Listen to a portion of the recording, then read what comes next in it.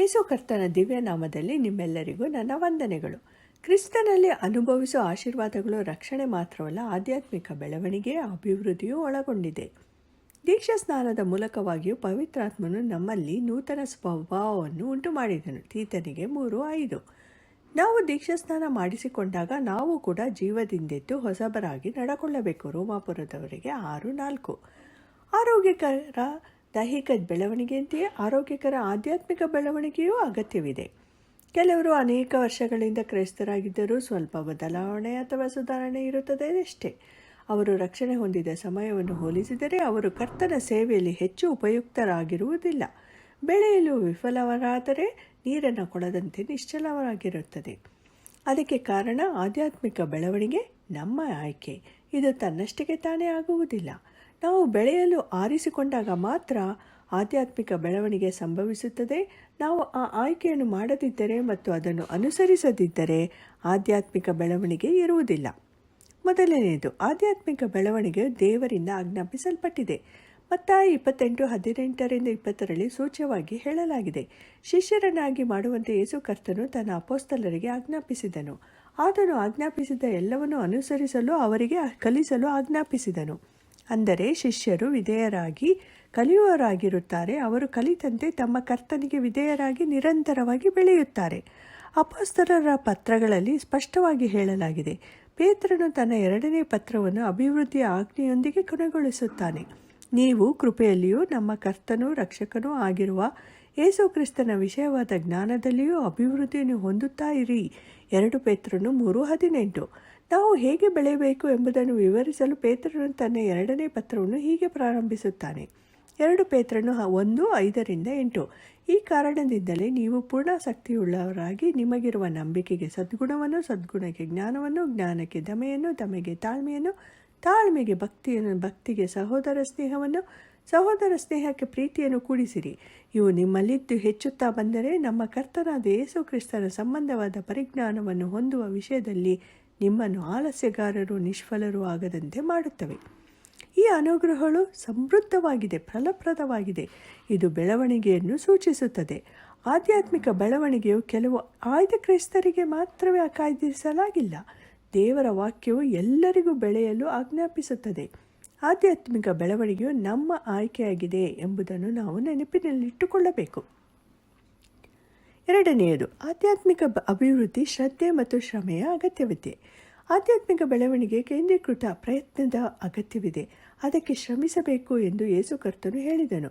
ನಿತ್ಯ ಜೀವಕ್ಕೆ ಉಳಿಯುವ ಆಹಾರಕ್ಕಾಗಿ ದುಡಿಯಿರಿ. ಇಂತಹ ಆಹಾರವನ್ನು ಮನುಷ್ಯಕುಮಾರನು ನಿಮಗೆ ಕೊಡುವನು. ಯೋಹಾನ 6:27.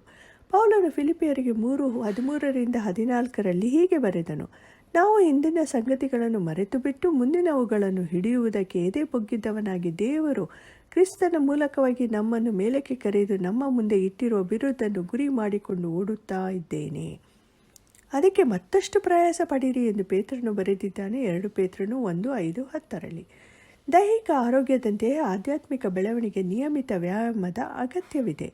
ದೇಹ ಸಾಧನೆಯು ಸ್ವಲ್ಪ ಮಟ್ಟಿಗೆ ಪ್ರಯೋಜನವಾಗಿದೆ. ಭಕ್ತಿಯಾದರೂ ಎಲ್ಲ ವಿಧದಲ್ಲಿ ಪ್ರಯೋಜನವಾದದ್ದು. 1 ತಿಮೋಥೆಯನಿಗೆ 4:8.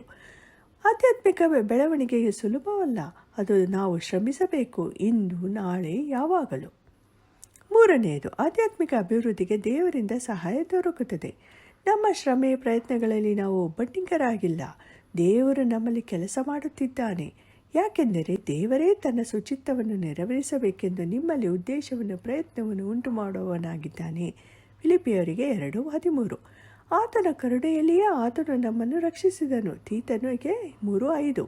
ಈ ಒಳ್ಳೆ ಕೆಲಸವನ್ನು ನಿಮ್ಮಲ್ಲಿ ಪ್ರಾರಂಭಿಸಿದಾತನು ಅದನ್ನು ನಡೆಸಿಕೊಂಡು ಯೇಸು ಕ್ರಿಸ್ತನು ಬರುವ ದಿನಗಳೊಳಗಾಗಿ ಸಿದ್ಧಿಗೆ ತರುವನೆಂದು ನನಗೆ ಭರವಸೆ ಉಂಟು. ಫಿಲಿಪಿಯರಿಗೆ 1:6. ನಮ್ಮ ಪ್ರಯತ್ನಗಳಲ್ಲಿ ನಾವು ದೇವರಿಂದ ಬಲಗೊಂಡಿದ್ದೇವೆ. ನೀವು ದೇವರಾತ್ಮನ ಮೂಲಕ ಅಂತರ್ಯದಲ್ಲಿ ವಿಶೇಷ ಬಲ ಹೊಂದಿದರಾಗಿರುವ ಹಾಗೆ. ಎಫೆಸದವರಿಗೆ 3:16. ನಮ್ಮ ಕಾರ್ಯ ಸಾಧಿಸುವ ತನ್ನ ಶಕ್ತಿಯ ಪ್ರಕಾರ. ಎಫೆಸದವರಿಗೆ 3:20. ನೀವು ಕರ್ತನನ್ನು, ಆತನ ಅತ್ಯಧಿಕ ಶಕ್ತಿಯನ್ನು ಆಶ್ರಯಿಸಿಕೊಂಡವರಾಗಿ ಬಲಗೊಳ್ಳಿರಿ. ನೀವು ಎದುರಿಸಿ ನಿಲ್ಲುವುದಕ್ಕೆ ಶಕ್ತರಾಗುವಂತೆ ದೇವರು ದಯಪಾಲಿಸುವ ಸರ್ವ ಆಯುಧಗಳನ್ನು ಧರಿಸಿಕೊಳ್ಳಿರಿ. ಎಫೆಸದವರಿಗೆ 6:10-11. ಆಧ್ಯಾತ್ಮಿಕವಾಗಿ ಬೆಳೆಯದಿರಲು ಯಾವುದೇ ಕಾರಣ ಕೊಡುವ ಹಾಗಿಲ್ಲ. ನನ್ನನ್ನು ಬಲಪಡಿಸುವಾತನಲ್ಲಿದ್ದುಕೊಂಡು ಎಲ್ಲಕ್ಕೂ ಶಕ್ತನಾಗಿದ್ದೇನೆ. ಫಿಲಿಪಿಯರಿಗೆ 4:13. ದೇವರು ನಮಗೆ ಸಹಾಯ ಮಾಡುವುದರಿಂದ ಆಧ್ಯಾತ್ಮಿಕ ಬೆಳವಣಿಗೆ ಸಾಧ್ಯ. 4ನೇದು, ಆಧ್ಯಾತ್ಮಿಕ ಅಭಿವೃದ್ಧಿಯು ದೇವರಿಂದ ಆಶೀರ್ವದಿಸಲ್ಪಟ್ಟಿದೆ. ನಾವು ಕೃಪೆಯ ಆಶೀರ್ವಾದವನ್ನು ಅನುಭವಿಸುತ್ತೇವೆ.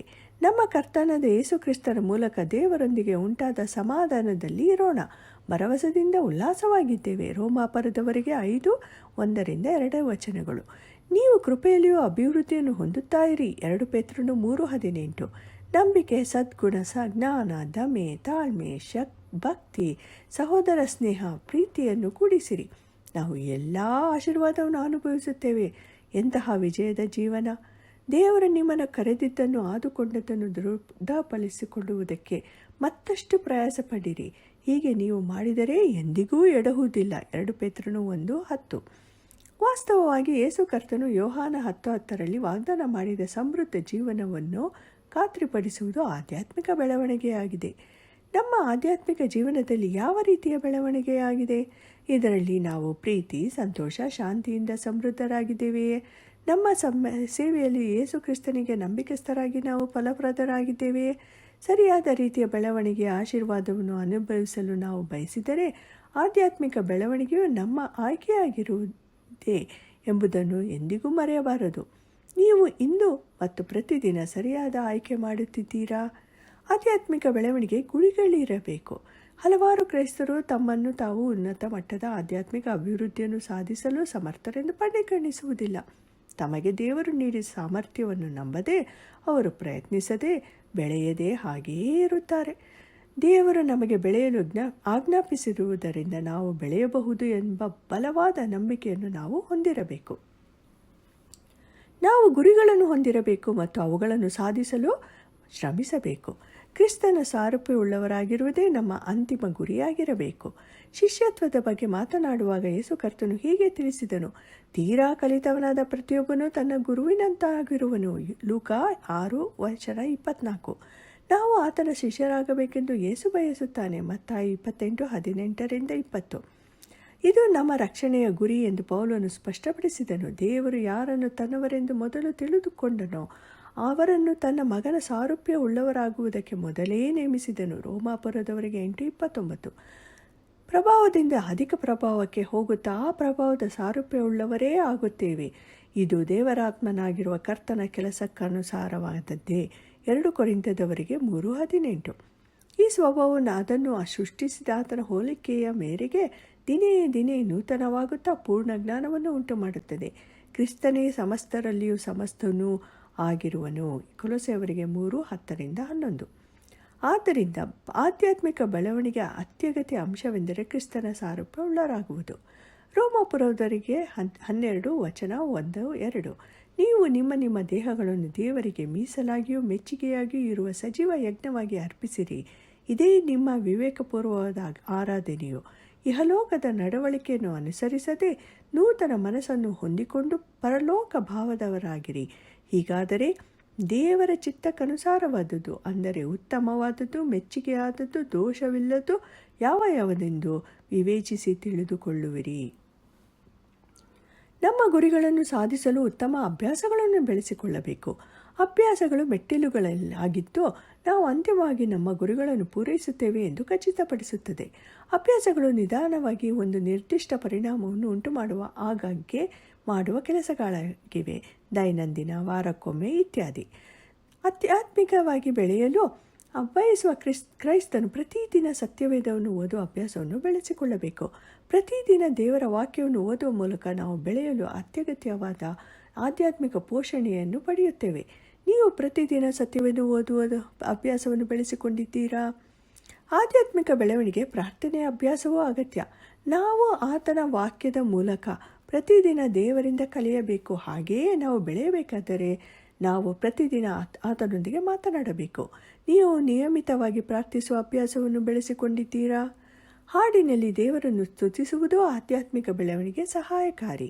ನಾವು ದೈನಂದಿನ ಸತ್ಯವೇದದ ಓದುವಿಕೆ ಮತ್ತು ಪ್ರಾರ್ಥನೆಯ ಅಭ್ಯಾಸಗಳನ್ನು ಬೆಳೆಸಿಕೊಳ್ಳುವಂತೆ ನಾವು ಬೆಳೆಯಲು ಬಯಸಿದರೆ ಪ್ರತಿದಿನ ದೇವರಿಗೆ ಸ್ತುತಿಗಳನ್ನು ಹಾಡುವ ಅಭ್ಯಾಸವನ್ನು ಬೆಳೆಸಿಕೊಳ್ಳೋಣ. ಇತರ ಕ್ರೈಸ್ತರೊಂದಿಗೆ ಸಭೆಯಾಗಿ ಕೂಡಿ ಬರುವುದು ಬಹಳ ಮುಖ್ಯ. ನಾವು ಪರಸ್ಪರ ಹಿತಚಿಂತಕರಾಗಿದ್ದು ಪ್ರೀತಿಸುತ್ತಿರಬೇಕೆಂದಲೂ ಸತ್ಕಾರ್ಯ ಮಾಡಬೇಕೆಂದಲೂ ಒಬ್ಬರನ್ನೊಬ್ಬರು ಪ್ರೇರೇಪಿಸೋಣ.